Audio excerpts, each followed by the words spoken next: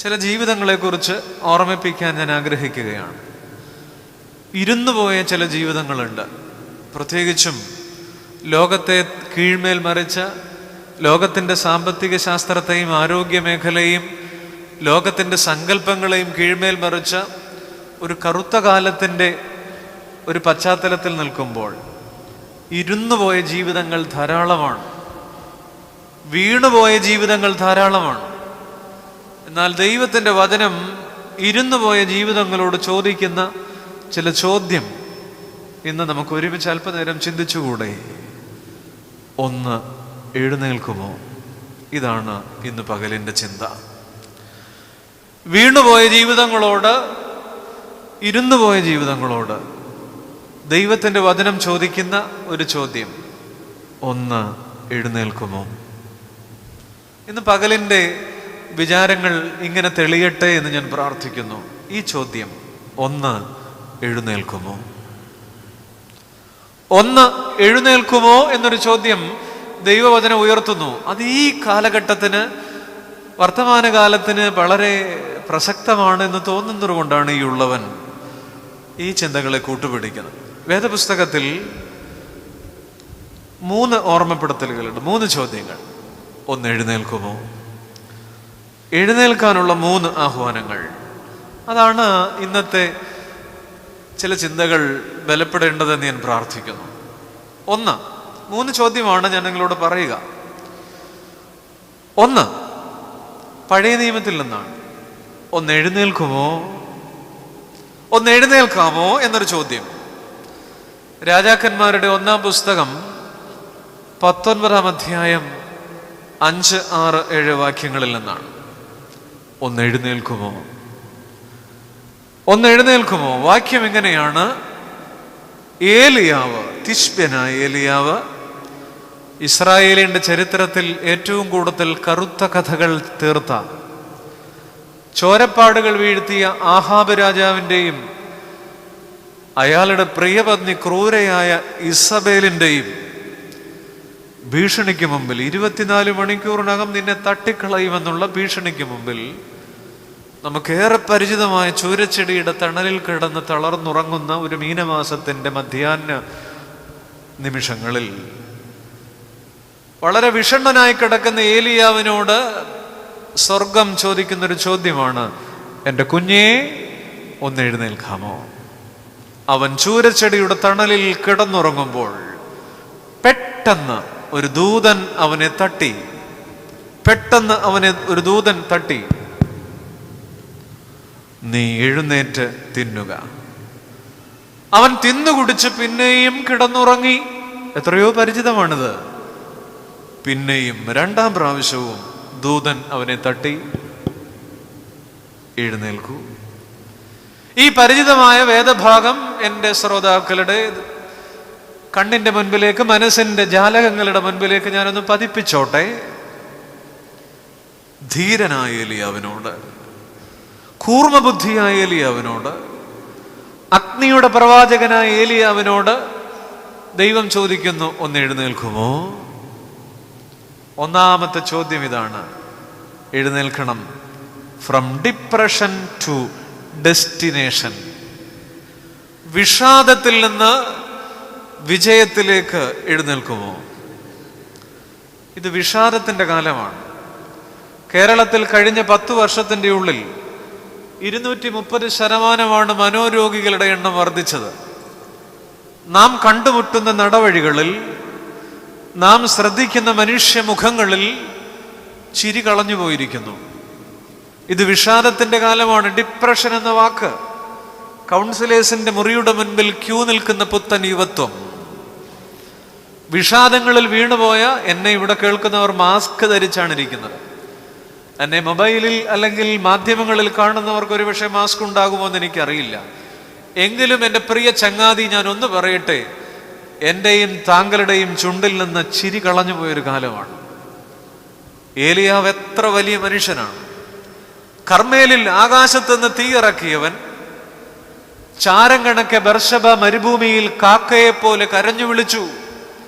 കരീത്ത് തോട്ടിനരികെ ആഹാബ് രാജാവിന്റെ കൊട്ടാരത്തിൽ നിന്ന് മോഷ്ടിച്ച അപ്പവും ഇറച്ചിയും കൃത്യമായി കൊടുത്ത ഒരു കാക്കയുണ്ട് ഏലിയാവിന്റെ ജീവിതത്തിൽ. സരേഫാത്തിലെ വിധവയുടെ ജീവിതത്തിൽ അത്ഭുതങ്ങൾ സൃഷ്ടിച്ച ഒരു കഥയുണ്ട് ഏലിയാവിന്റെ ജീവിതത്തിൽ. ആ ഏലിയാവ് ജീവിതത്തിന്റെ കറുത്ത മഴ പെയ്യുന്നൊരു പകലിൽ ചൂരച്ചെടിയുടെ തണലിൽ വലിയ ഡിപ്രഷനിലാണ്. ഉറങ്ങുകയാണ് അതോ മയങ്ങുകയാണോ? എന്തായിരുന്നാലും ഒന്ന് വിളിക്കാം, ഇത് ഡിപ്രസ്ഡ് സ്ലീപ്പാണ്. കെരീത്തിൽ കാക്കയാൽ കരുതപ്പെട്ടവൻ കാക്കയെ പോലെ കരഞ്ഞു വിളിച്ചെനിക്ക് മരിച്ചാൽ മതി. ആത്മഹത്യയെക്കുറിച്ച് മരണം ആഗ്രഹിക്കുന്ന ഏലിയാവ്.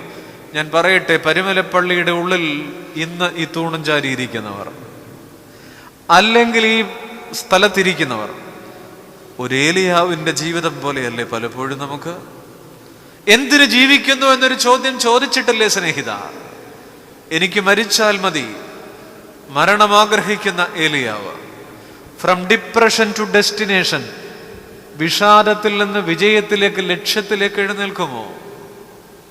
ചൂരച്ചെടിയുടെ തണലിൽ മുഴങ്ങിയ ജീവിതം. എന്നെ കേൾക്കുന്നവരെ, അനേകം ക്രൈസ്തവ ഭവനങ്ങൾ ഇന്ന് ചൂരച്ചെടിയുടെ തണലിലാണ്, അല്ലേ? മാന്ദ്യത്തിലാണ്.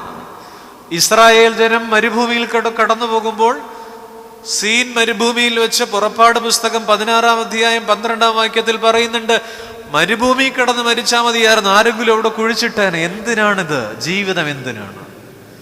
എന്നെ കേൾക്കുന്ന സ്നേഹിത, ഞാനും നിങ്ങളും ചോദിച്ചിട്ടുണ്ട്, എന്തിനാണ് ഈ ജീവിതമെന്ന്? മോശ പോലും ചോദിച്ചു. ജനം മന്നമെടുത്തിട്ട് ഇറച്ചിക്ക് വേണ്ടി കരഞ്ഞപ്പോൾ സംഖ്യാപുസ്തകം 11:5 മോശ പറയുന്നുണ്ട്, എന്റെ ദൈവമേ, ദയ വിചാരിച്ച് എന്നെ കൊന്നുകളയണമേ. മരണം ആഗ്രഹിച്ചൊരു മോശയും അവിടെയുണ്ട്. ഇയ്യോബ് 3:11 ശരീരം മുഴുവൻ സോറിയാസിന്റെ മൂത്ത ഇനം വന്ന് ചൊറി മാന്തിക്കൊണ്ടിരിക്കുന്ന ഇയ്യോബ് ജീവിതം മുഴുവൻ പുകഞ്ഞുകൊണ്ടിരിക്കുമ്പോ, ഒരു കരിന്തിരി പോലെ എരിയുമ്പോ ഇയ്യോബ് പറയുന്നുണ്ട്, ഞാൻ ഗർഭപാത്രത്തിൽ വെച്ച് മരിക്കാഞ്ഞതെന്താ? ഉദരത്തിൽ നിന്ന് പുറപ്പെട്ടപ്പോൾ തന്നെ എന്റെ പ്രാണൻ പോകാതിരുന്നതെന്ത്? ഇയ്യോബ് പറയുക. എന്നെ കേൾക്കുന്ന ഇയ്യോബേ, എന്നെ കേൾക്കുന്ന മോശേ, എന്നെ കേൾക്കുന്ന ഏലിയാവേ, ഇന്ന് പകല് ഞാൻ അങ്ങനെ വിളിച്ചോട്ടെ. എന്നിലും നിങ്ങളിലുമൊക്കെ ഈ മുഖങ്ങളുണ്ട്. യോന ആവണക്കിന്റെ ചുവട്ടിൽ പറയുന്നു, ജീവിച്ചിരിക്കുന്നതിനേക്കാൾ മരിക്കുന്നത് എനിക്ക് നല്ലത്. ഈ പുസ്തകത്തിൽ നാം വലിയവരെന്ന് കരുതിയ പലരും ജീവിതത്തിന്റെ ചില നിർണായക നിമിഷങ്ങളിൽ എന്തിനാണ് ജീവിതമെന്ന് ചോദിച്ചു. അങ്ങനെയാണെങ്കിൽ നാം എത്രമാത്രം ചോദിക്കുന്നു? ഇവരെല്ലാം ഡിപ്രഷനിലാണ്. ഡിപ്രസ്ഡ് സ്ലീപ്പുണ്ട്. ബൈബിളിൽ 2 തരം ഉറക്കമുണ്ട്. ഏലിയ ഉറങ്ങുകയാണ്. ഒന്ന് ഡിപ്രസ്ഡ് സ്ലീപ്പാണ്, 2 ഡിലേറ്റഡ് സ്ലീപ്പാണ്. നമുക്കുള്ളത് ഏതാണ്? ഉറക്കം വരാത്ത രാത്രികൾ, ഉറക്ക ഗുളികകളെ അഭയം പ്രാപിക്കുന്ന ആധുനിക മനുഷ്യൻ. നോഹ എത്ര വലിയ മനുഷ്യനായിരുന്നു! എന്നാൽ ഉൽപ്പത്തി 9:21 നോഹ വസ്ത്രം മറന്ന് ഉറങ്ങിയില്ലേ? എത്ര വലിയ മനുഷ്യൻ! കുടിച്ച് കോൺ തെറ്റി. പച്ച മലയാളത്തിൽ പറഞ്ഞാൽ വീഞ്ഞു കുടിച്ച് വസ്ത്രം മറന്ന് ഉറങ്ങി. ഡിപ്രസ്ഡ് സ്ലീപ്പാ. ഉൽപ്പത്തി 15:12 വലിയ മനുഷ്യനായ അബ്രഹാം ഭീതിയും അന്ധതമസ്സും അവന്റെ മേൽ വീണപ്പോൾ യാഗം മറന്ന് ഉറങ്ങുന്ന അബ്രഹാമിനെ കാണാം. വലിയവരൊക്കെ ഡിപ്രസ്ഡ് സ്ലീപ്പിൽ വീണിട്ടുണ്ട്. 1 ശമൂവേൽ 3:6 ശമൂവേൽ ബാലൻ ദൈവശബ്ദം എന്തെന്ന് തിരിച്ചറിയാതെ ഉറങ്ങിയില്ലേ? ന്യായാധിപന്മാർ 16:19 വലിയ മനുഷ്യൻ ശിംശോൻ ദലീലയുടെ മടിയിൽ തന്റെ ബലം മറന്ന്, തന്റെ ശക്തി മറന്ന് ഉറങ്ങിയില്ലേ? കപ്പലിന്റെ അടിത്തട്ടിൽ യോന ലക്ഷ്യം മറന്നുറങ്ങിയില്ലേ? അപ്പോസ്തല പ്രവൃത്തികൾ 20 ഇതുപോലെ ഒരു പ്രസംഗവേദിയിൽ യൂത്തിക്കോസ് എന്ന് പറയുന്ന മനുഷ്യൻ പള്ളിയുടെ മാളിക മുറിയുടെ കിളിവാതിൽ പടിയിൽ കയറി ഇരുന്ന് വചനം മറന്നുറങ്ങിയില്ലേ? സംഭവമൊക്കെ നിങ്ങൾക്കറിയാം. ബൈബിളിൽ ഡിപ്രസ്ഡ് സ്ലീപ്പിങ്ങിന് ധാരാളമുണ്ട്. എന്നാൽ വേദപുസ്തകത്തിൽ ഡിലൈറ്റ് സ്ലീപ്പ് ഉണ്ട്, സന്തോഷമുള്ള പ്രസാദകരമായ ഉറക്കം. ഉത്തമഗീതം 5:2 ശൂലേമിയെ കുറിച്ച് പറയുന്നുണ്ട്, ഞാൻ ഉറങ്ങുന്നു എങ്കിലും എൻ്റെ ഹൃദയം ഉണർന്നിരിക്കുന്നു. ഓ, എന്ത് രസാണത്! വാതിൽക്കൽ മുട്ടുന്ന എൻ്റെ പ്രിയന്റെ ശബ്ദം എന്ന് പറഞ്ഞാൽ, ഞാനോ നിങ്ങളോ ഒരു ഡോർമിട്രിയിൽ ഒരു രാത്രി കിടന്നുറങ്ങാണെന്നിരിക്കട്ടെ, 50 പേര് ഉറങ്ങാൻ ഒരു യാത്രയിലാണ്. നമ്മളെ തിരക്കി ഒരു അതിഥി വരാനുണ്ട്, രാത്രി 10-11 കഴിഞ്ഞിട്ട് വന്നില്ല, നിശ്ചയമായിട്ടും അയാൾ വരും. 50 പേരും ബെഡിൽ ഉറങ്ങാം, നമ്മുടെ അതിഥി വന്നിട്ടില്ല, നമ്മളെ കാണാൻ ഒരാൾ വരുന്നുണ്ട്, നമ്മളിങ്ങനെ ഉറങ്ങാണ്. രാത്രി 12-നോ 1-നോ ആ അതിഥി വാതിലിൽ മുട്ടുമ്പോൾ ഈ ഡോർമിറ്ററിയിൽ കിടക്കുന്ന ബാക്കി 49 പേരും ഉണരില്ല, നിങ്ങൾ മാത്രം ഉണരും. അതിൻ്റെ പേരാണ് ശൂലേമിയുടെ ഉറക്കം. എൻ്റെ പ്രിയന്റെ ശബ്ദം വാതിക്കൽ മുട്ടുന്നു, ഡിലൈറ്റ് സ്ലീപ്പ്.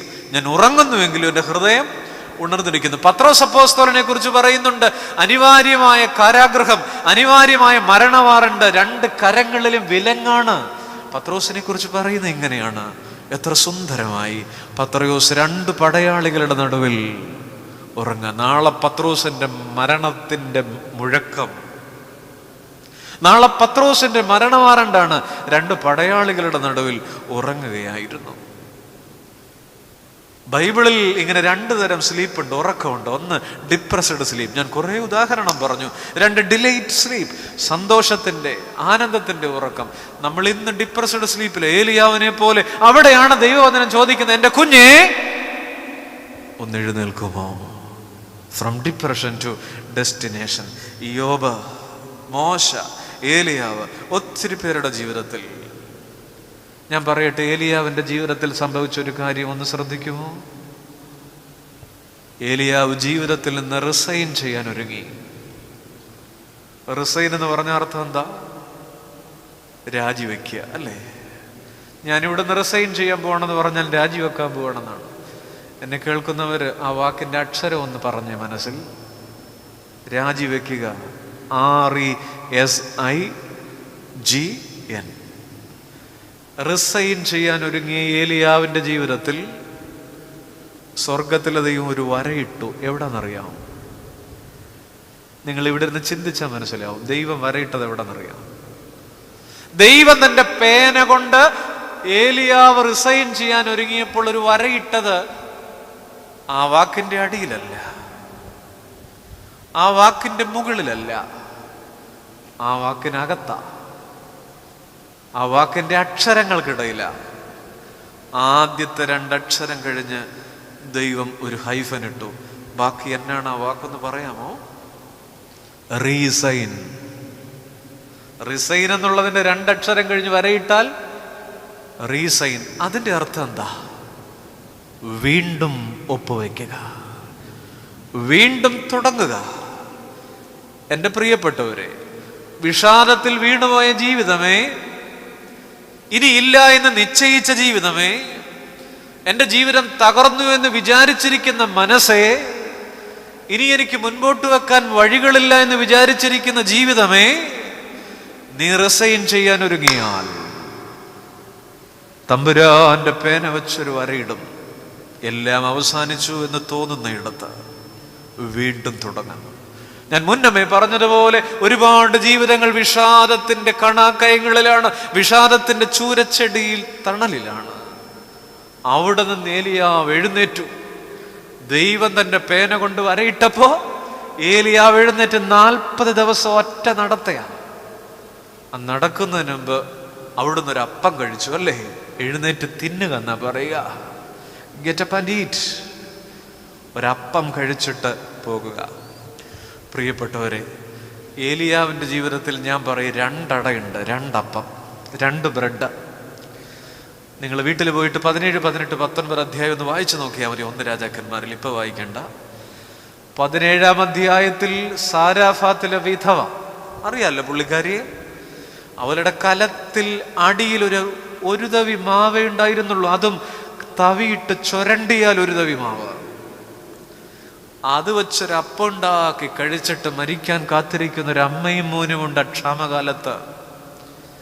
എന്നാൽ ഏലിയാവ് പറഞ്ഞു, എൻ്റെ മോളെ, എൻ്റെ പെണ്ണെ, നീ പോയി ആ ഒരു തവി മാവ് കൊണ്ട് ഒരട ഉണ്ടാക്കിക്കൊണ്ടുവാ. ബാക്കി നിങ്ങൾക്കറിയാം എന്താ പറ്റിയത്. കലത്തിലെ മാവുലേശം കുറയുകില്ല, നിന്റെ കലശത്തിലെണ്ണ കവിഞ്ഞൊഴുകുകില്ല. അറിയാം നമുക്ക്. ഇന്നലത്തെ അട ഒട്ടുമില്ല, അവസാനിച്ചു എന്ന് തോന്നിയ കലത്തിന്റെ അടിയിൽ നിന്ന് ആ അടയിൽ നിന്ന്, ആ അപ്പത്തിൽ നിന്ന് ഒരു പുതിയ തുടക്കം ഏലിയാവ് കൊടുത്തെങ്കിൽ 17-ാം അധ്യായത്തിലെ ആ അട മറക്കുന്നൊരു ഏലിയാവിനെ 19-ാം അധ്യായത്തിൽ. എന്നെ ഇന്ന് കേൾക്കുന്ന ദൈവജനമേ, എനിക്കും നിനക്കും, ഈ പാവപ്പെട്ട അച്ഛനും നിങ്ങൾക്കും ഇന്നലത്തെ അടയും ഇന്നത്തെ അടയും ഉണ്ട് കേട്ടോ. ഇന്ന് ആലോചിച്ച് നോക്കിയേ, 2021 നവംബർ മാസം ഈ പകൽക്കാലം ഇവിടെ ഇരിക്കുമ്പോൾ ഇന്നലകളിലെ കണ്ണീർ മഴകൾ, ഇന്നലകളിലെ നൊമ്പരത്തിന്റെ അത്താഴം, അവിടെ ദൈവം കരുതിയ ഒരടയില്ലേ? അവിടെ ദൈവം കരുതിയ അപ്പമില്ലേ? ഏലിയാവിന്റെ 17-ാം അധ്യായത്തിലെ അപ്പം പോലെ ഇന്നലകളിലെ ഭൂതകാലത്തിലെ അപ്പമുണ്ട്. എന്നാൽ 19-ാം അധ്യായമായപ്പോഴേക്കും 17-ാം അധ്യായത്തിലെ അപ്പം മറന്ന് മരിക്കാനൊടുങ്ങുന്ന ഏലിയാവുണ്ട്. എന്നെ കേൾക്കുന്ന ജീവിതമേ, ഇന്നലത്തെ കരുതലിനെ മറന്നിട്ട് ഇനി എനിക്ക് ജീവിക്കണ്ട, എനിക്ക് കഴിഞ്ഞു എന്ന് ആരെങ്കിലും ചിന്തിക്കുന്നെങ്കിൽ 19-ാം അധ്യായത്തിൽ അത്ഭുതത്തിന്റെ അപ്പവുമായി കാത്തിരിക്കുന്നൊരു ദൈവമുണ്ട്. ഇന്ന് പകലൊന്ന് വിശ്വസിക്കാമോ? നിങ്ങളുടെ മനസ്സിൽ ദൈവത്തിന് നന്ദി പറയാമോ? നിങ്ങളുടെ ഹൃദയത്തിൽ തമ്പുരാനൊന്ന് പാടാമോ? നിങ്ങളുടെ ജീവിതത്തിൽ സ്വർഗത്തിലെ അപ്പനൊന്ന് സ്തോത്രം പറയാമോ? എനിക്കും നിങ്ങൾക്കും 17-ലെ അടയുമുണ്ട്, 19-ലെ അടയുമുണ്ട്. മനസ്സിലായി എന്ന് വിചാരിക്കുക. ഇന്നലകളിലെ അടമറന്ന ഏലിയാവിന് 19-ലെ അപ്പം കൊണ്ട് ആ അപ്പം തിന്നിട്ട് 40 ദിവസം പുള്ളി ഒറ്റ നടത്തയാ. അത് കുർബാനയപ്പത്തോട് പിതാക്കന്മാർ സാമ്യപ്പെടുത്താറുണ്ട്. അത് വിശുദ്ധ കുർബാനയപ്പത്തോട് സാമ്യപ്പെടുത്താറുണ്ട്. ഇന്നലത്തെ അടകൾ മറക്കരുതേ, ഇന്നലകളിലെ കരുതലിന്റെ അപ്പം മറക്കരുതേ. നാം അനുഭവിക്കുന്ന പരിശുദ്ധ കുർബാന നമ്മുടെ ജീവിതത്തിൽ നാം വിസ്മരിച്ചു പോകുന്ന അപ്പമാണ്. വിശുദ്ധ കുർബാനയെ കുറിച്ചൊരു ഭക്തൻ ഇങ്ങനെ എഴുതിയിട്ടുണ്ട്. എന്തെന്നറിയാമോ? ഒരു ചെറുകാറ്റിൽ പറക്കുമാ ഗോതമ്പപ്പത്തുണ്ടിൽ പല കൊടുങ്കാറ്റടക്കിയോനുണ്ടെന്നറിയുക നേരിൽ. ഇവിടെ ഇരിക്കുന്നവര് എന്നെ ഒന്ന് കേട്ടെ, അല്ലെങ്കിൽ ആ വരിയിലൂടെ നിങ്ങളുടെ ചങ്കൊന്ന് കൊടുക്കണേ. നിങ്ങൾ അവസാനം വിശുദ്ധ കുർബാന അനുഭവിച്ച ദിവസം ഒന്ന് ഓർത്ത് ഇവിടെ ഇരുന്നിട്ട് മറ്റൊന്നും ചിന്തിക്കല്ലേ. നിങ്ങൾ അവസാനം വിശുദ്ധ കുർബാന അനുഭവിക്കാൻ ആ മദ്ബഹായുടെ തിരുനടയിലേക്ക് മുന്നിൽ വന്ന് ആ കുർബാന അനുഭവിച്ച നിമിഷം ഒന്ന് ഓർത്ത് ഇനി ഞാൻ പറയണ ആ പാട്ടിന്റെ വരിയൊന്ന് കേട്ടെ. ഒരു ചെറുകാറ്റിൽ പറക്കുമാ ഗോതമ്പപ്പത്തുണ്ടിൽ. എന്താ? നിങ്ങളുടെ അച്ഛൻ ആ ത്രോണോസിൽ നിന്ന് എഴുന്നള്ളിച്ചു കൊണ്ടുവന്ന കുർബാന തന്നില്ലേ? അതിന്റെ വലിപ്പം എന്തുണ്ടായിരുന്നു? ഇത്തിരി മാത്രം. നാം കണ്ടില്ലത് ശരിക്ക്, ഇത്തിരി മാത്രം. അത് ഈ ടേബിൾ ഫാനിന്റെ കാറ്റത്ത് പറന്നു പോകാനുള്ളതേ ഉണ്ടായിരുന്നുള്ളല്ലേ? ഒരു ടേബിൾ ഫാനിന്റെ കാറ്റത്ത് പറന്നു പോകാനുള്ളതേ ഉണ്ടായിരുന്നുള്ളൂ. എൻ്റെ ചങ്ങാതി, താങ്കൾ അവസാനമായി അനുഭവിച്ച ആ കുർബാന, ആ ശരീരം. കവി പാടുന്നു, ഭക്തൻ പാടുന്നു, ഒരു ചെറുകാറ്റിൽ പറക്കുമാ ഗോതമ്പപ്പത്തുണ്ടിൽ പല കൊടുങ്കാറ്റടക്കിയോനുണ്ടെന്നറിയുക നേരിൽ. എന്ന് പറഞ്ഞാൽ ഒരുപാട് കൊടുങ്കാറ്റുകൾ, നിന്റെ വേദനയുടെ കൊടുങ്കാറ്റ്, എൻ്റെ രോഗത്തിൻ്റെ കൊടുങ്കാറ്റ്, എൻ്റെ കണ്ണീരിൻ്റെ കൊടുങ്കാറ്റ്, എൻ്റെ സങ്കടത്തിൻ്റെ കൊടുങ്കാറ്റ്, എൻ്റെ ജീവിതത്തിൽ ആരും അറിയാത്ത നൊമ്പരങ്ങളുടെ കൊടുങ്കാറ്റ്. എൻ്റെ പൊന്നു സുഹൃത്തേ, ഇതെല്ലാം അടക്കിയ ഒരു തമ്പുരാൻ ആ ചെറിയ കഷണത്തിൽ ഉണർന്നിരിക്കുന്നുണ്ട്. ഇങ്ങനെയൊന്ന് വിശ്വസിക്കാമോ? ഇനി എൻ്റെ പൊന്നു സഹോദര, എൻ്റെ പൊന്നു പിതാവേ, മാതാവേ, താങ്കൾ പരിശുദ്ധ കുർബാന സ്വീകരിക്കാൻ പോകുമ്പോൾ ഗായക സംഘം അഗ്നിമയന്മാരെ നോക്കി പാടിക്കൊള്ളട്ടെ. എന്നാൽ താങ്കൾ ഈ ഉള്ളവൻ പാടിയ 2 വരികളൊന്ന് ധ്യാനിച്ച്, ദൈവമേ, ഈ ചെറുകഷണത്തിൽ, ഈ ചെറുകാറ്റിൽ പറക്കുന്ന അപ്പത്തുണ്ടിൽ വലിയ കൊടുങ്കാറ്റുകൾ, എൻ്റെ ജീവിതത്തിൻ്റെ കൊടുങ്കാറ്റടക്കാൻ കഴിവുള്ളൊരു ദൈവം, ജീവനുള്ള ദൈവമുണ്ട്. അങ്ങനെയൊന്ന് പാടാമോ? അങ്ങനെയൊന്ന് ധ്യാനിക്കാമോ?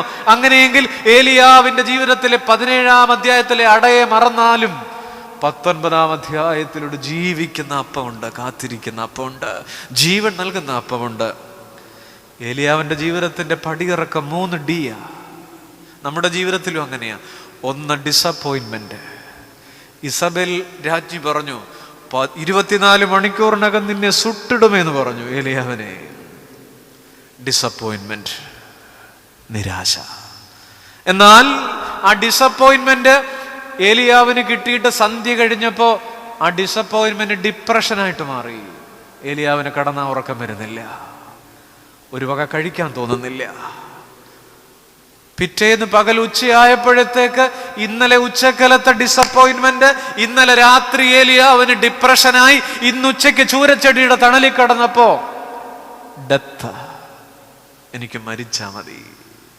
24 മണിക്കൂർ കൊണ്ട് ഏലിയാവ് പടിയിറങ്ങിപ്പോയി. Disappointment, depression, death.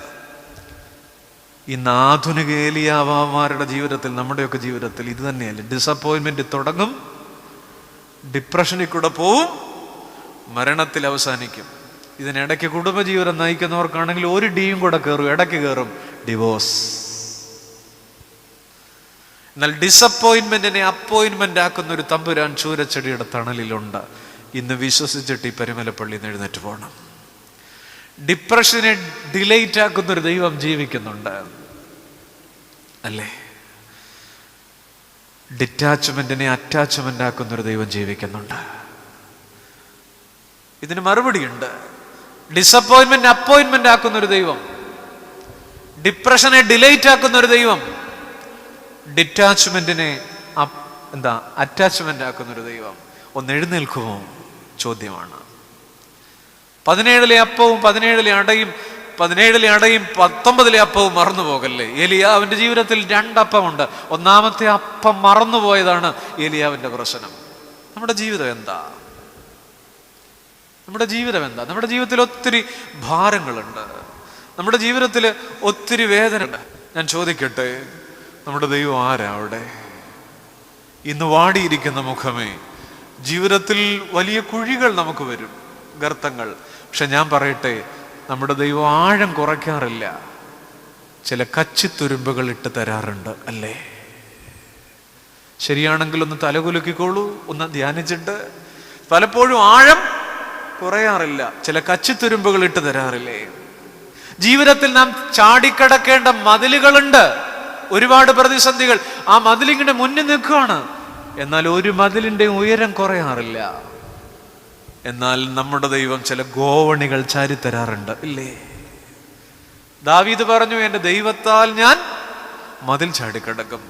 പലപ്പോഴും നമ്മുടെ മുമ്പിലുള്ള മതിലുകളുടെ ഉയരം കുറയാറില്ല, ചില ഗോവണികൾ ചാരിത്തരാറുണ്ട്. നാം നടക്കേണ്ട ദൂരം കുറയാറില്ല. ഉണ്ടോ? പലപ്പോഴും കുറയില്ല, പിന്നെയും കടക്കുക ബാക്കി. പക്ഷേ പാദങ്ങളുടെ ബലം കൂട്ടാറില്ലേ ദൈവം? ഉണ്ടെങ്കിലും ഉണ്ടെന്ന് പറ ഇന്നിവിടെ ഇരുന്നിട്ട്. പലപ്പോഴും നാം ചുമക്കേണ്ട ഭാരം കുറയാറില്ല, പക്ഷെ ചുമലിന്റെ ബലം കൂടാറില്ലേ സ്നേഹിത? അതാലോചിച്ചേ. നമ്മൾ മറ്റേത് മാത്രമേ ആലോചിക്കുന്നുള്ളൂ. ചുമലിന്റെ ബലം കൂടാറില്ലേ? ഭാരം കുറയാതിരിക്കുമ്പോഴും വേദനകൾ കുറയുന്നില്ല, ഒന്ന് മാറി വരുന്നു. പക്ഷേ നമ്മുടെ ചുമലിൽ ഒരു തലോടൽ അനുഭവപ്പെടാറില്ലേ?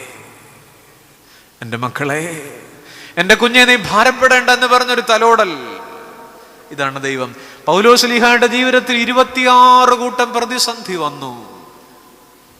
പക്ഷേ ദൈവം പറഞ്ഞത്, എൻ്റെ മക്കളെ, ശൂലം മാറ്റത്തില്ല, കൃപ കൂട്ടിത്തരാം. മനസ്സിലായില്ലേ?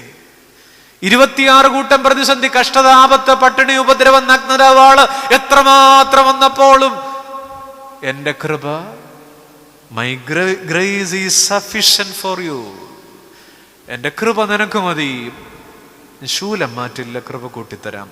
ഇന്ന് പരിമല പുണ്യവാന്റെ ഖബറിങ്കൽ പ്രാർത്ഥിക്കാൻ വന്ന എൻ്റെ ദൈവജനമേ, പുണ്യവാൻ പറഞ്ഞു വിടുന്നു, സ്വർഗത്തിലെ അപ്പൻ പറഞ്ഞു വിടുന്നു, മക്കളെ, നിന്റെ ഭാരം ചിലപ്പോ പെട്ടെന്ന് കുറയില്ല, പക്ഷെ നിനക്ക് കൃപ കൂട്ടിത്തരാം. അതുകൊണ്ട് ഇങ്ങനെ പ്രാർത്ഥിക്കണം, ദൈവമേ, അനുഭവിക്കാനുള്ള, സഹിക്കാനുള്ള ബലം തരണമെന്ന് പ്രാർത്ഥിച്ചിട്ട് എഴുന്നേറ്റ് പോകുമോ? പെസഹ രാത്രിയിൽ സംഭവിച്ചതെന്താ? അവനെ ശക്തിപ്പെടുത്തുവാൻ ഒരു ദൂതൻ. അത് മതി നമുക്ക്, ഒരു ബോണസാണത്. രക്തം വിയർക്കുന്ന ആ രാത്രിയിൽ ശക്തിപ്പെടുത്തുവാൻ ഒരു ദൂതൻ. മുന്നിലൊരു ചുവടു വയ്പാൻ മാത്രമിട കാണുന്നു ഞാൻ, ആയതു മതിയെനിക്ക് ശേഷമെല്ലാം ദൈവഹിതം. മനസ്സിലായോ? ഒരു ചുവട് വയ്ക്കാൻ മാത്രം ഇട കാണുന്നു ഞാൻ, ആയത് മതി എനിക്ക് ശേഷമെല്ലാം ദൈവഹിതം. പ്രിയപ്പെട്ടവരെ, ഒന്ന് എഴുന്നേൽക്കുമോ? ബർത്തിമായി യേശുവിനെ കണ്ട നിമിഷമില്ലേ കുരുടൻ? എരിഹോവിൽ കൂടെ കടന്നു പോകുന്ന കർത്താവിനെ കാണാൻ അനേകർ തിങ്ങിക്കൂടിയിരുന്നപ്പോൾ ഒരു പുതപ്പും പുതച്ച്, ഒരു മുഷിഞ്ഞ പുതപ്പും പുതച്ച് തൻ്റെ ഓട്ടപാത്രത്തിലെ ചില്ലറ കിലുക്കവുമായി അവിടെ ഇരുന്ന ബർത്തിമായി യേശുവിനെ കണ്ടപ്പോൾ ഏവൻഗേലിയോസ്തൻ എഴുതി വച്ചിരിക്കുന്ന, സുവിശേഷകൻ എഴുതി വച്ചിരിക്കുന്ന ഒരു വാക്കുണ്ട്. He sprang up and follow Jesus. അവൻ എഴുന്നേറ്റു എന്നല്ല, ഹി റിമൂവ് ഹിസ് കോക്ക്. അവന്റെ പുതപ്പ് വിട്ടുകളഞ്ഞു.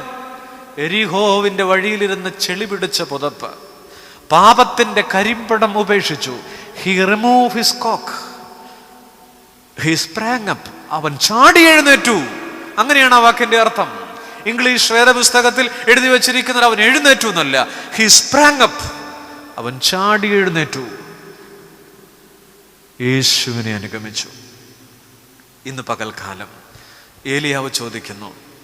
ഏലിയാവിനോട് ചോദിക്കുന്നു, ഒന്ന് എഴുന്നേൽക്കുമോ?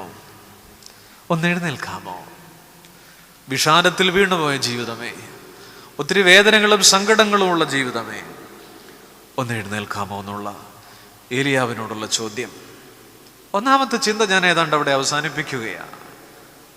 വിഷാദത്തിൽ നിന്ന് ജീവിതത്തിലേക്ക്, വിജയത്തിലേക്ക്, ഫ്രം ഡിപ്രഷൻ ടു ഡെസ്റ്റിനേഷൻ. നമ്മുടെ ജീവിതത്തിലൊക്കെ ഞാൻ മുമ്പ് പറഞ്ഞതുപോലെ 3 D.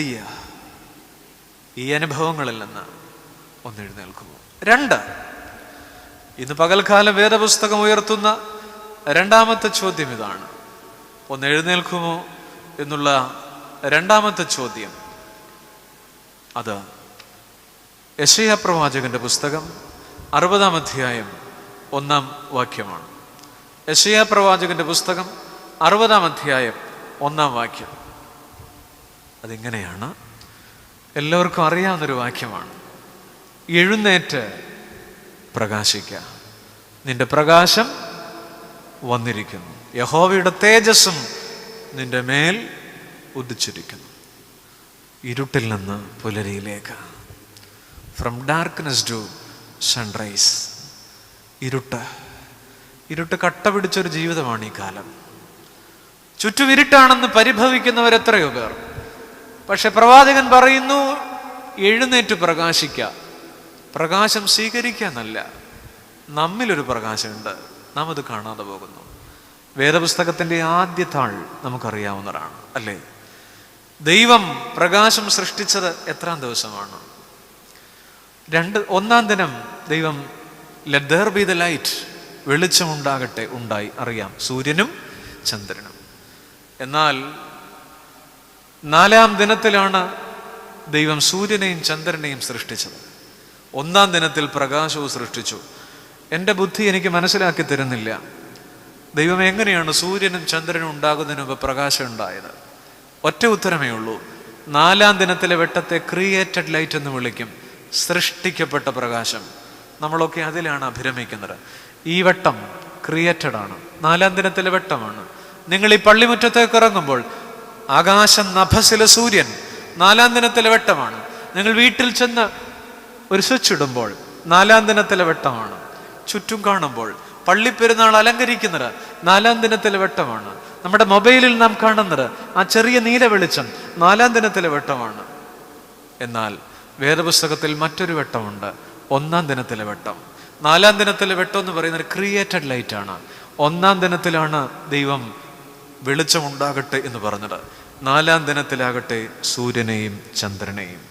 അപ്പൊ ഈ 1-ാം ദിനത്തിലെ വെട്ടത്തെ ഒരു പേര് വിളിക്കും ബീയിങ് ഓഫ് ഗോഡ്, ദൈവത്തിന്റെ ഉണ്മ എന്നാണ് വിളിക്കുക.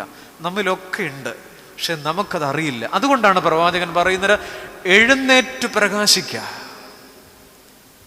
ദനഹ പെരുന്നാളിൽ, ഉദയത്തിൻ്റെ പെരുന്നാളാണല്ലോ, ഫെസ്റ്റിവൽ ഓഫ് ദനഹ എന്ന് പറയുന്നത് ഉദയത്തിൻ്റെ പെരുന്നാളാണ്, പ്രകാശത്തിൻ്റെ ഫെസ്റ്റിവൽ ഓഫ് ലൈറ്റാണ്, പ്രകാശത്തിൻ്റെ പെരുന്നാളാണ്.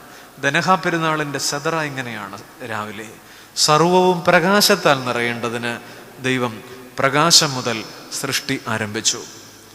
നമ്മുടെ ജീവിതത്തിൽ എന്തുകൊണ്ട് ഇരുള് വീഴുന്നു? നാം എന്തുകൊണ്ട് പെട്ടെന്ന് ഇരുട്ടിലേക്ക് വീണു പോകുന്നു, വിഷാദത്തിലേക്ക് വീണു പോകുന്നു? ഒറ്റ ഉത്തരമേ ഉള്ളൂ. എന്തെന്നറിയാമോ? നാം ഈ 4-ാം ദിനത്തിലെ വെട്ടത്തിലാണ് ജീവിക്കാൻ ശ്രമിക്കുന്നത്.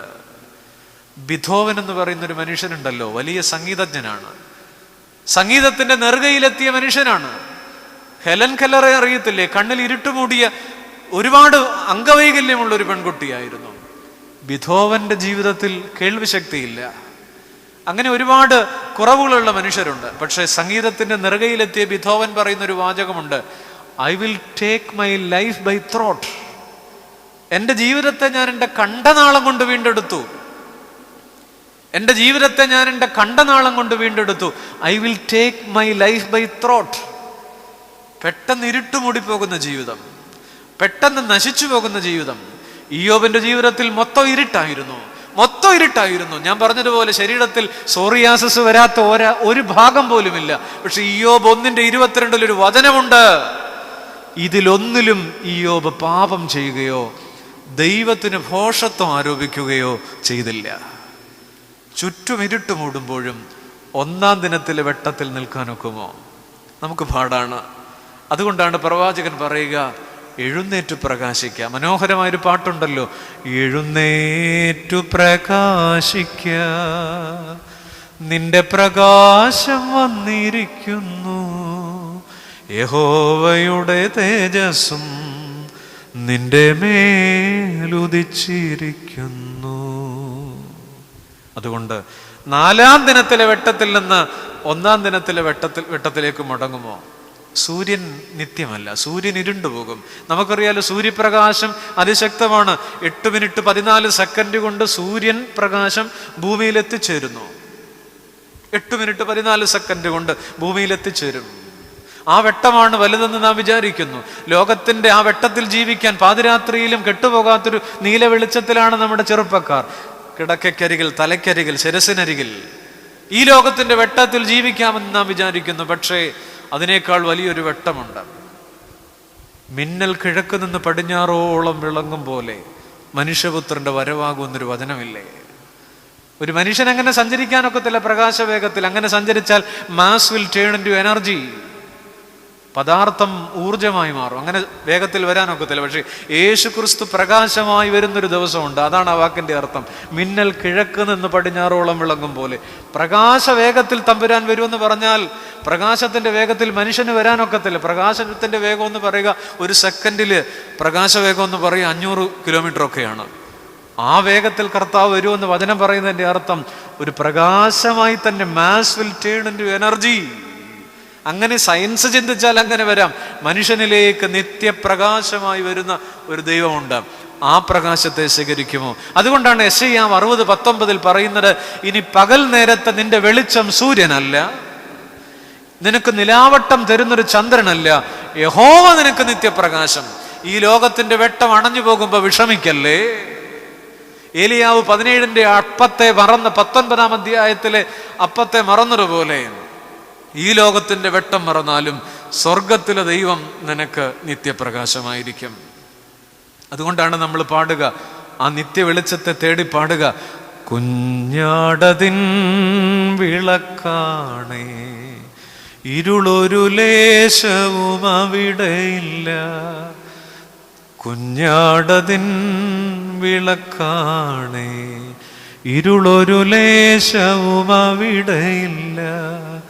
തരുമെനിക്ക് കിരീടമൊന്ന്, ധരിപ്പിക്കും അവൻ എന്നെ ഉത്സവവസ്ത്രം. മനുഷ്യൻ പ്രകാശമായി മാറുന്ന ക്രിസ്തു എന്ന പ്രകാശത്തെ കാത്തിരിക്കുമോ? എഴുന്നേറ്റ് പ്രകാശിപ്പിക്കുക. കഠോപനിഷത്ത് പറയുന്നുണ്ട്, യെശയ്യാവ് 60:19 പറയുന്ന അതേ വാക്യം. യെശയ്യാവ് 60:19 പറയുന്നത് ഇങ്ങനെയാണ്: ഇനി പകൽ നേരത്ത് നിന്റെ വെളിച്ചം സൂര്യനല്ല, രാത്രി തരുന്നൊരു ചന്ദ്രനല്ല. ഉപനിഷത്ത് പറയും: ദ്യോതിപ്പതില്ലവിടെ സൂര്യൻ, ദ്യോതിപ്പതില്ലവിടെ ചന്ദ്രതാരകങ്ങൾ. ദ്യോതിപ്പതില്ലവിടെ വിദ്യുത് പിന്നെയോ ഈ അഗ്നി. സൂര്യനും ചന്ദ്രനുമല്ല, മറ്റൊരു പ്രകാശം. വചനം പറയുന്നത് പോലെ തന്നെയാണ് ഉപനിഷത്തുകൾ പറയുക, വേദങ്ങൾ പറയുക. ഒരു നിത്യപ്രകാശം കാത്തിരിക്കുന്നു. 10 കമാൻഡ്മെന്റ്സ് എന്ന് പറയുന്നൊരു സിനിമയുണ്ട് മോശയുടെ ജീവിതത്തെക്കുറിച്ച്, മോശ കൽപ്പലകൾ പ്രാപിച്ചതിനെ കുറിച്ച്. 10 കമാൻഡ്മെന്റ്സ് എന്ന് പറയുന്ന വിശ്വവിഖ്യാതമായൊരു പഴയ ചലച്ചിത്രമുണ്ട്, കണ്ടിട്ടുള്ളവരെന്നെ കേൾക്കുന്നുണ്ടാകും. മോശ കൽപ്പലകളുമായി സീനായി മലയിൽ നിന്ന് ഇറങ്ങി വരുന്ന വലിയൊരു രംഗം അഭ്രപാളികളിൽ ചിത്രീകരിച്ചിട്ടുണ്ട്. മോശ ഏറ്റവും അടുത്ത് നിന്ന് കണ്ട സിപ്പോറ, മോശയുടെ ഭാര്യ, താഴെ നിന്ന് പറയുന്നൊരു വാചകമുണ്ട് ആ സിനിമയിൽ, ഒരു ഡയലോഗുണ്ട്. അതിങ്ങനെയാണ്: he has really scene his God. മോശയുടെ ത്വക്ക് പ്രകാശിക്കുന്നത് കണ്ട്, മോശയുടെ ശരീരം തിളങ്ങുന്നത് കണ്ട്, ദൈവത്തെ കൊണ്ട മോശ തന്നെ ഒരു പ്രകാശമായി 1-ാം ദിനത്തിൽ വെട്ടമായി മാറുന്നത് കണ്ട് പ്രിയ പത്നി സിപ്പോറ പറയുന്നുണ്ട്, he has really scene his God. എൻ്റെ ഭർത്താവില്ലേ ആ മോശ, അയാളുടെ ദൈവത്തെ സത്യമായും കണ്ടിരിക്കുന്നു. നമ്മളിലൊക്കെ ഒരു പ്രകാശമുണ്ട്, പക്ഷെ നമ്മൾ ഇരുട്ടായി മാറിക്കൊണ്ടിരിക്കുക. നമ്മൾ കടന്നു പോവുക, ജീവിതത്തിൽ ഇങ്ങനെ ഉരുകി തീർന്നുകൊണ്ടിരിക്കുക. നമ്മുടെ ജീവിതത്തിൽ എന്താ ബാക്കിയുള്ളത്? എനിക്ക് തോന്നാറുണ്ട്, നാം എന്താ ബാക്കി വെച്ചിട്ട് പോവുക? ഇസഹാക്കിനോട് ഏശാവ് ചോദിക്കുന്നുണ്ട്.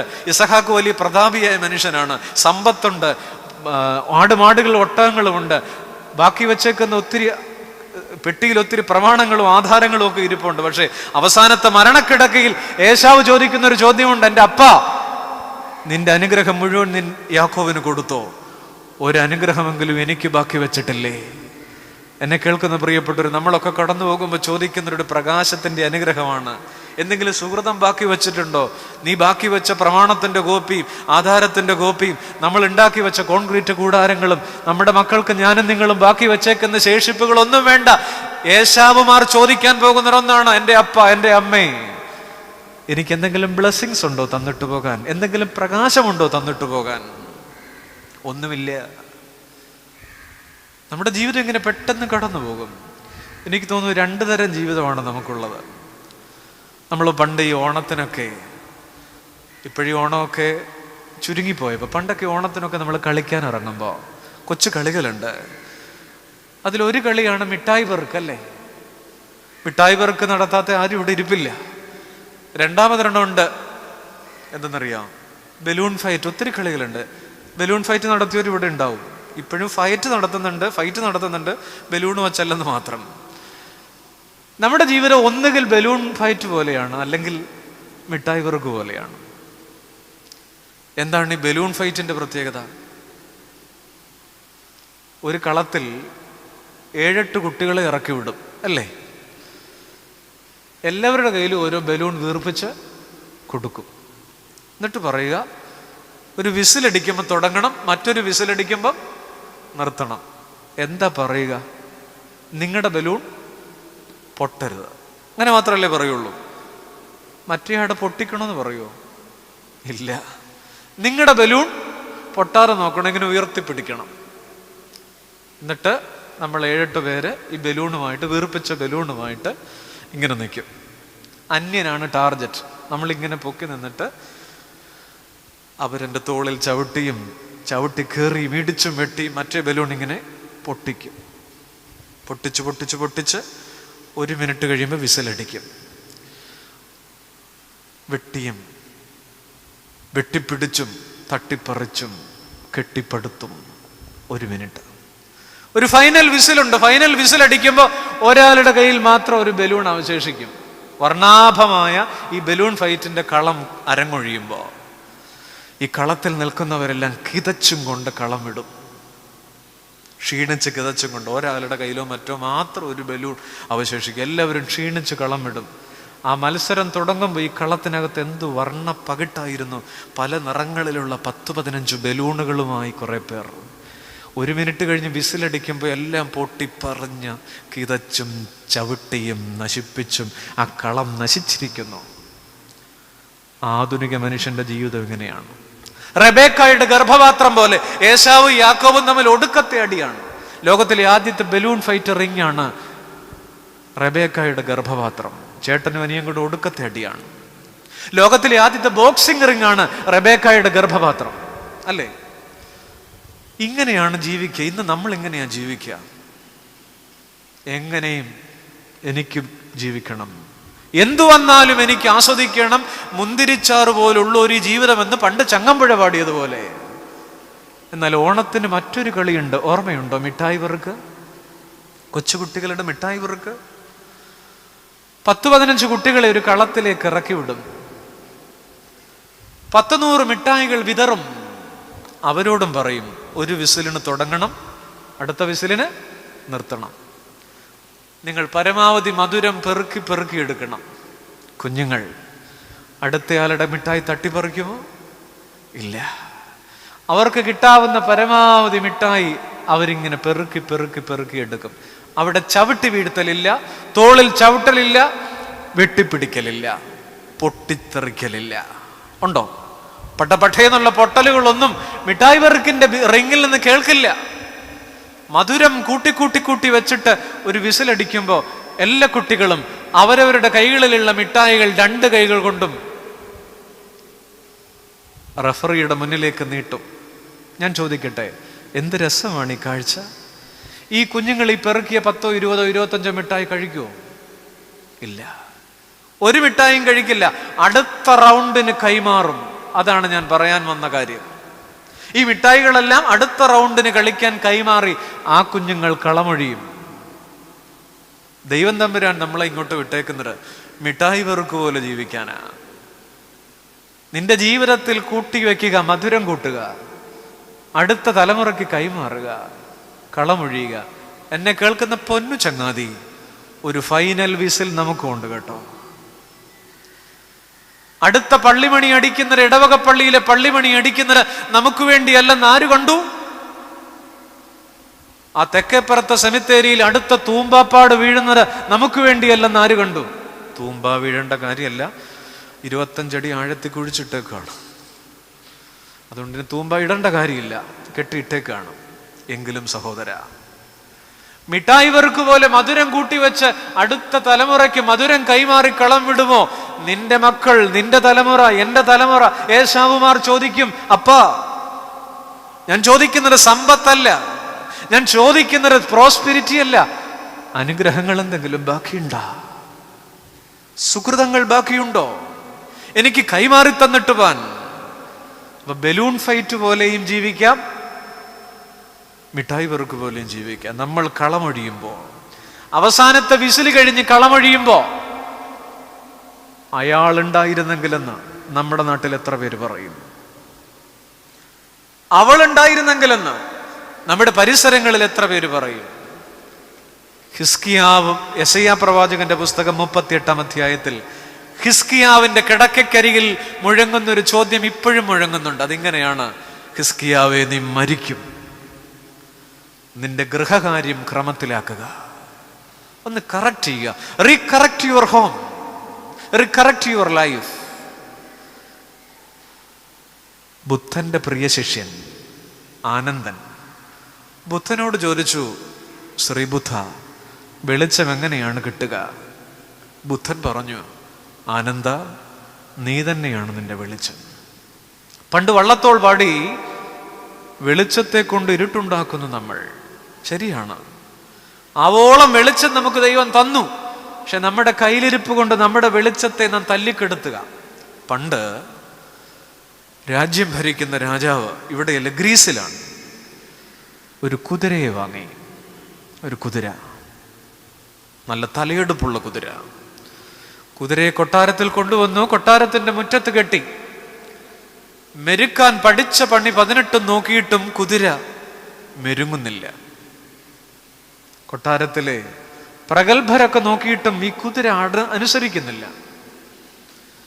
അവസാനം അതുവഴി പോയ ഒരു കൊച്ചു പയ്യൻ ഈ കുതിരയുടെ അടുത്ത് ചെന്നു. ബാക്കിയുള്ളവരൊക്കെ മാറി നിന്നു. ഈ കൊച്ചു പയ്യൻ കുതിരയുടെ ചുറ്റും നടന്ന് എന്തൊക്കെയോ ചെയ്തു. കുതിര ശാന്തനായി, കുതിര വളരെ കാമായി. മറ്റുള്ളവർ ചോദിച്ചു, എടാ പയ്യനെ, എടാ കൊച്ചനെ, നീ എങ്ങനെയാണ് കുതിരയെ മെരുക്കിയത്? അപ്പൊ ഈ കുഞ്ഞു പറഞ്ഞൊരു മറുപടി ഉണ്ട്. ഒരു മിടുക്കനായ കൗമാരക്കാരനാണ്. ഒന്നുമില്ല, സിമ്പിൾ. നിങ്ങൾ കുതിരയെ സൂര്യനെതിരെയാണ് കെട്ടിയിരുന്നത്. സ്വന്തം നിഴല് കണ്ട് കുതിര വിറളി പിടിക്കുകയായിരുന്നു. ഞാൻ വളരെ ലളിതമായി ആ കുതിരയെ അഴിച്ച് സൂര്യനെ അഭിമുഖമായി കെട്ടി. ഈ കുട്ടിയാണ് പിൽക്കാലത്ത് അലക്സാണ്ടർ ദ ഗ്രേറ്റ്, ആ കൊട്ടാരത്തിൽ വളർന്ന കുഞ്ഞ്, ഫിലിപ്പ് രാജാവിൻ്റെ മകൻ. ഒറ്റ കാര്യമേ ഉള്ളൂ, വെളിച്ചത്തിനെതിരെ നടക്കാതിരിക്കുക, വെളിച്ചത്തെ നിഷേധിക്കാതിരിക്കുക. വോൾട്ടയർ എന്ന് പറയുന്ന മനുഷ്യൻ 1578 പറഞ്ഞു, 100 വർഷം കഴിഞ്ഞാൽ യേശു ക്രിസ്തു എന്ന നാമം പ്രപഞ്ചത്തിൽ കാണില്ല, ബൈബിൾ കാണില്ല. ഭയങ്കര ക്രിസ്തു വിരോധിയായിരുന്നു വോൾട്ടയർ. പുള്ളി മരിച്ചത് നരകത്തെയും പിശാചിനെയും കാണുന്നു എന്ന് പറഞ്ഞ് നരകിച്ച വോൾട്ടയറുടെ മരണക്കിടക്കയ്ക്ക് അരികെ നിന്ന സിസ്റ്റർ നഴ്സ് പിന്നീട് പറഞ്ഞു, ഈ ലോകം മുഴുവൻ തരാമെന്ന് പറഞ്ഞാലും ദൈവമില്ലാത്ത ഒരുത്തൻ്റെ മരണക്കിടക്കയ്ക്കരികെ ഇനി എന്നെ വിളിക്കരുത്. നിങ്ങൾക്കറിയാമോ, യേശു ഉണ്ടാവില്ല, യേശുവിൻ്റെ വചനം ഉണ്ടാവില്ല എന്ന് പറഞ്ഞ് വോൾട്ടയർ മരിച്ചിട്ട് തമ്പുരാന്റെ തമാശ ഞാൻ പറയാം, സ്വർഗത്തിലെ അപ്പൻ്റെ തമാശ. കുറച്ച് വർഷം കഴിഞ്ഞപ്പോൾ, 100 വർഷം കഴിഞ്ഞപ്പോൾ, ആ വീട്, വോൾട്ടയർ താമസിച്ചിരുന്ന വീട്, ജനീവ ബൈബിൾ സൊസൈറ്റി വാങ്ങി. ആ വീട് ബൈബിൾ അച്ചടിക്കുന്ന പ്രസ് തുടങ്ങി, പ്രിന്റിംഗ് പ്രസ്. ഇതാണ് ദൈവം. പരാക്രമികളുടെ അന്ത്യം. ദൈവത്തെ നിഷേധിച്ചവർ, വലിയ വെളിച്ചത്തെ നിഷേധിച്ചവർ. നെപ്പോളിയൻ ധീരനായി നടന്നു. വാട്ടർലൂ യുദ്ധത്തിൽ പരാജയപ്പെട്ട് നടുക്കടലിൽ ഒഴുക്കപ്പെട്ടപ്പോൾ നെപ്പോളിയൻ ലോകത്തോട് വിളിച്ചു പറഞ്ഞു, യേശു ക്രിസ്തുവിൽ മാത്രമാണ് പൂർണ്ണ സമാധാനം. ലോകത്തെ പരാക്രമികൾ, പല ഇസങ്ങളും ലോകത്തെ രക്ഷിക്കാൻ ഇറങ്ങിപ്പുറപ്പെട്ടു. പക്ഷേ പ്ലേറ്റോ 50 വർഷം തത്വചിന്ത പഠിപ്പിച്ചു, സോക്രട്ടീസ് 40 വർഷം പഠിപ്പിച്ചു, അരിസ്റ്റോട്ടിൽ 40 വർഷം പഠിപ്പിച്ചു. എൻ്റെ പൊന്നു തമ്പുരാൻ 3.5 വർഷമേ പഠിപ്പിച്ചിട്ടുള്ളൂ. തത്വചിന്തകൾ എവിടെ? എൻ്റെ കർത്താവിൻ്റെ പ്രകാശം എവിടെ? വെളിച്ചത്തിനെതിരെ ആ വലിയ വെളിച്ചത്തെ നിഷേധിക്കല്ലേ. കോവിഡ് കാലത്ത് പലരും പറഞ്ഞു, ദൈവമില്ല, ദൈവം എവിടെ? യെരൂശലേമിൽ നിന്ന് എമ്മാവൂസിലേക്ക് പോയ ശിഷ്യന്മാരുടെ പ്രത്യേകത എന്നെ കേൾക്കുന്നവർക്കറിയാം. അവർ വാടിയ മുഖമുള്ളവരായിരുന്നു. കാരണം ഒരു വലിയ വെളിച്ചത്തിനെതിരെയാണ് അവർ നടന്നുപോയത്. എന്നാൽ യേശുവിനെ കണ്ട വൈകുന്നേരം അവർ തിരിച്ച് ഒരു യൂ-ടേൺ എടുത്ത് യെരൂശലേമിലേക്ക് തിരിച്ചുപോയി. യോഹന്നാന്റെ സുവിശേഷത്തിൽ എഴുതി വച്ചിരിക്കുന്നൊരു വാക്യമുണ്ട്, അവർ യെരൂശലേമിൽ കടന്നപ്പോൾ സൂര്യൻ ഉദിച്ചിരുന്നു. എമ്മാവൂസിന്റെ അസ്തമന സൂര്യനെ സാക്ഷി നിർത്തി വാടിയ മുഖമുള്ളവർ ക്രിസ്തുവിനെ നിഷേധിച്ചപ്പോൾ, വെളിച്ചത്തിനെതിരെ നടന്നവർ വെളിച്ചത്തിന് അഭിമുഖമായി നടന്നപ്പോൾ അവരുടെ ജീവിതത്തിൽ വലിയ മാറ്റങ്ങളുണ്ടായി. അവരുടെ ജീവിതത്തിൽ വലിയ പ്രകാശം സൃഷ്ടിക്കപ്പെട്ടു. പ്രിയപ്പെട്ടവരെ, 2 ചിന്തകളാണ് ഞാൻ നിങ്ങളോട് പറഞ്ഞത്. ഒന്ന് ഏലിയാവിൻ്റെ ജീവിതത്തോടാണ്. ഒന്ന്, എഴുന്നേൽക്കുമോ ഫ്രം ഡിപ്രഷൻ ടു ഡെസ്റ്റിനേഷൻ. 17-ാം അധ്യായത്തിലെ അടമറന്നിട്ട് മരിച്ചാൽ മതി എന്ന് ആഗ്രഹിച്ച മനുഷ്യർ ചരിത്രത്തിൽ ഒത്തിരി പേരുണ്ട്. വലിയ മനുഷ്യരൊക്കെ മരിച്ചാൽ മതി.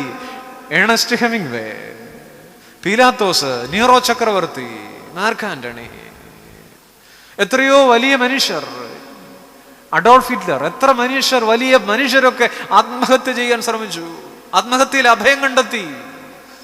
അവരൊക്കെ ലോകത്തിന്റെ വെളിച്ചത്തിൽ ജീവിക്കാൻ ശ്രമിച്ചവരാ. മലയാളത്തിൽ എത്രയോ പേർ, ഇടപ്പള്ളി രാഘവൻ പിള്ളയൊക്കെ പ്രണയത്തെക്കുറിച്ച് മാത്രം കവിത എഴുതിയവരാണ്. പക്ഷെ അദ്ദേഹം അവസാനം ഒരു രാത്രി 1 മണിക്ക് കുളിച്ച് ഈറനുടുത്ത് വെള്ളമുണ്ടും കസവ് കരയൻ ഉടുപ്പമിട്ട് പൂമാല അണിഞ്ഞുകൊണ്ട് രാത്രി 1 മണിക്ക് ആത്മഹത്യ ചെയ്തു ആ കവി. അങ്ങനെ ചരിത്രത്തിലെ മഹാരഥന്മാർ 4-ാം ദിനത്തിലെ വെട്ടത്തിൽ ജീവിക്കാൻ ശ്രമിച്ചു. പക്ഷെ പരാക്രമികളൊക്കെ നഷ്ടപ്പെട്ടു പോയവരുടെ ജീവിതം. പ്രസിദ്ധനായ സീസറും ഹോമറും സിസ്റ്റർ മേരി ബെനീറ്റിയുടെ കവിത മനസ്സിലേക്ക് ഇങ്ങനെ തുളുമ്പി വരുന്നു. സമയമില്ലാത്തതുകൊണ്ട് ഞാൻ പാടുന്നില്ല. പരാക്രമികളൊക്കെ എവിടെ പോയി മറഞ്ഞു. എന്നാൽ 4-ാം ദിനത്തിലെ വെട്ടത്തിൽ മാത്രം ജീവിച്ച പല ജീവിതങ്ങളും ഇരുന്നു പോയി. 4-ാം ദിനം ക്രിയേറ്റഡ് ലൈറ്റാണ്, സൂര്യനും ചന്ദ്രനും ഉണ്ടായ. എന്നാൽ വെളിച്ചമുണ്ടാകട്ടെ, let there be the light എന്ന് സ്വർഗം വിളിച്ചു പറഞ്ഞ 1-ാം ദിവസമുണ്ട്. അത് ബീയിങ് ഓഫ് ഗോഡാണ്, ദൈവത്തിൻ്റെ ഉണ്മ. ഉള്ളിലൊരു വെട്ടമുണ്ടെങ്കിൽ, ഉള്ളിലെ പ്രകാശത്തിൽ, പരിശുദ്ധാത്മ പ്രകാശത്തിൽ ജീവിക്കാൻ കഴിയുമോ എന്നൊരു ചോദ്യം ഉയർത്തുന്നുണ്ട്. ഉറങ്ങിയ ജീവിതങ്ങളോടാണ് ഈ പകൽക്കാലം ചോദിക്കുന്നത്. ഇരുന്നു പോയ ജീവിതങ്ങളോടാണ്, വീണുപോയ ജീവിതങ്ങളോടാണ് ചോദിക്കുന്നത്. ഒന്ന് എഴുന്നേൽക്കുമോ? അബ്രഹാം ഉറങ്ങിയപ്പോൾ എഴുന്നേറ്റു. നമുക്കറിയാം, ഞാൻ ആദ്യം ഈ കാര്യങ്ങളൊക്കെ പറഞ്ഞതാണ്. അതുകൊണ്ട് ഇന്ന് പകൽ നമുക്ക് ഏറ്റുപറയാം, ദൈവമേ, സൂര്യനല്ല, എൻ്റെ വെളിച്ചം ചന്ദ്രനല്ല, എൻ്റെ ഉള്ളിലൊരു നിത്യപ്രകാശമുണ്ട്. അത് സ്വർഗം തരുന്ന പ്രകാശമാണ്, അത് ദൈവം തരുന്ന പ്രകാശമാണ്, അവനവനിൽ തന്നെയുള്ള പ്രകാശമാണ്. അർദ്ധരാത്രി സ്വാതന്ത്ര്യം കിട്ടിയപ്പോൾ ഭാരതം വിചാരിച്ചു ഇനി എന്നും നട്ടുച്ചയും പുലരിയുമാണെന്ന്. പക്ഷെ ഇപ്പോൾ ഇരുട്ടുമൂടിയ ഒരു ചക്രവാളമാണ് ഭാരതത്തിൻ്റെ ആകാശസീമകളിൽ കാണുന്നത്. ലോകം മുഴുവൻ കാണുന്നത് അത് തന്നെയാണ്. യെരൂശലേമല്ല, എമ്മവൂസായി മാറിപ്പോയ ഇരുളുമൂടിയ വാനം നാം നമ്മുടെ പരിസരങ്ങളിൽ കാണുമ്പോൾ ഒന്ന് എഴുന്നേൽക്കുമോ എന്ന് വചനം ചോദിക്കുന്നു. മോശയെ നോക്കി സിപ്പോറ പറഞ്ഞതുപോലെ, he has really scene his God എന്ന് പറഞ്ഞതുപോലെ, എൻ്റെ ഭർത്താവിൻ്റെ ദൈവത്തെ സത്യമായും കണ്ടു, അതാണ് ആ പ്രകാശമെന്ന് പറഞ്ഞതുപോലെ, നമ്മളെ നോക്കി നമ്മുടെ കുഞ്ഞുങ്ങൾക്ക് പറയാൻ കഴിയുമോ? നമ്മുടെ തലമുറകൾക്ക് പറയാൻ കഴിയുമോ? നമ്മുടെ ജീവിതങ്ങൾക്ക്, നമ്മുടെ പരിസരങ്ങൾക്ക് പറയാൻ കഴിയുമോ? പൗലോസ് അപ്പോസ്തലനെ ബലപ്പെടുത്തിയൊരു ദൈവ സാന്നിധ്യമുണ്ട്. 26 കൂട്ടം വന്നപ്പോഴും എൻ്റെ കൃപ നിനക്ക് മതി. മക്കളെ, നിന്റെ ശൂലം കുറയില്ല, നിന്റെ ശൂലം മാറില്ല, എൻ്റെ കൃപ കൂട്ടിത്തരാമെന്ന് പറഞ്ഞ ഒരു ദൈവത്തിൻ്റെ സാന്നിധ്യമുണ്ട്. അത് അനുഭവിപ്പാൻ്റെ കോണം ദൈവം നമ്മെ സഹായിക്കട്ടെ. അത് അനുഭവിപ്പാൻ്റെ കോണം ദൈവം നമ്മെ സഹായിക്കട്ടെ. വേദപുസ്തകത്തിലെ അവസാനത്തെ ഗ്രന്ഥം വെളിപ്പാട് പുസ്തകമല്ലേ? ഇരുളുമൂടിയൊരു അന്തരീക്ഷത്തിൽ യോഹന്നാൻ ശ്ലീഹ ജീവിക്കുന്നുണ്ട്. ചുറ്റും അദ്ദേഹം പാറ പൊട്ടിക്കുന്ന പണിയിലേക്കാണ് പത്മോസ് ദ്വീപിൽ വീണുപോയതെന്നാണ് പറയുക. ചുറ്റും നോക്കത്താ ദൂരത്തോളം ഇരമ്പുന്ന കടൽ തിരമാലകൾ മാത്രം. ഏകനായി പത്മോസ് ദ്വീപിൽ വഴിയടഞ്ഞു, വാതിലടഞ്ഞു നിൽക്കുന്ന യോഹന്നാൻ വിളിച്ചു പറയുന്ന ഒരു വാക്യമുണ്ട്, ഇതാ ഞാൻ നിന്റെ പ്രവൃത്തി അറിയുന്നു, നിന്റെ മുമ്പിൽ ഒരു വാതിൽ തുറന്നു വച്ചിരിക്കുന്നു. വെളിപ്പാട് പുസ്തകം 3-ാം അധ്യായം 8-ാം വാക്യം. അതാർക്കും അടച്ചുകൂടാ. ചുറ്റും ഇരുട്ട് മൂടുമ്പോഴും ഒരു വാതിൽ കാണാൻ കഴിയുന്നതാണ് 1-ാം ദിനത്തിലെ വെട്ടം. കണ്ടാലും ഞാൻ നിന്റെ മുമ്പിൽ ഒരു വാതിൽ തുറന്നു വച്ചിരിക്കുന്നു, അതാർക്കും അടച്ചുകൂടാ. ചുറ്റും ഇരുട്ട് മൂടുമ്പോഴും ആ ദ്വീപിൽ ഏകനായി വഴിയടഞ്ഞു, വാതിലടഞ്ഞ് ജീവിതം അവസാനിച്ചു എന്ന് തോന്നുമ്പോഴും ഒരു തുറക്കപ്പെട്ട വാതിൽ കാണുന്നതാണ്. ഞാൻ മുമ്പേ പാടിയതുപോലെ, മുന്നിലൊരു ചുവടു വയ്പാൻ മാത്രമിട കാണുന്നു ഞാൻ. ഒരു ചുവട് വയ്ക്കാൻ മാത്രമുള്ള വെട്ടമേ ഞാൻ കാണുന്നുള്ളൂ. പക്ഷേ ആയതു മതിയെനിക്ക്, ശേഷമെല്ലാം ദൈവഹിതം.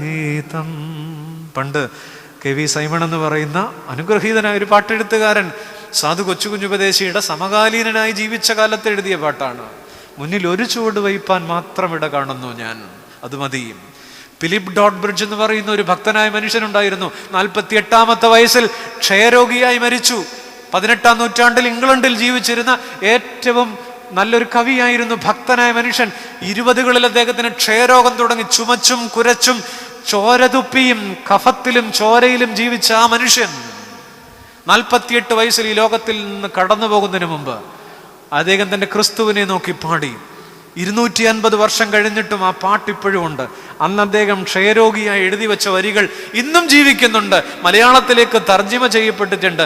അദ്ദേഹം എഴുതിയത് ഇങ്ങനെയാണ്: ഒരു ഇടതടവില്ലാതെ ചുമച്ചുകൊണ്ടിരിക്കുമ്പോഴും വിറയാർന്ന കരങ്ങൾ കൊണ്ട് ആ മനുഷ്യൻ എഴുതി വെച്ചു, ഭാഗ്യനാൾ ഭാഗ്യനാൾ, യേശു എൻ പാപം തീർത്ത നാൾ. ആ പാട്ട് നിങ്ങൾക്കറിയാവുന്നതാണ് അല്ലേ? എൻ്റെ രക്ഷകാ എൻ ദൈവമേ, നിന്നീലായ നാൾ ഭാഗ്യമേ, എന്നുള്ളത്തിൻ സന്തോഷത്തെ നിത്യവും ഞാൻ കീർത്തിച്ചിടട്ടെ.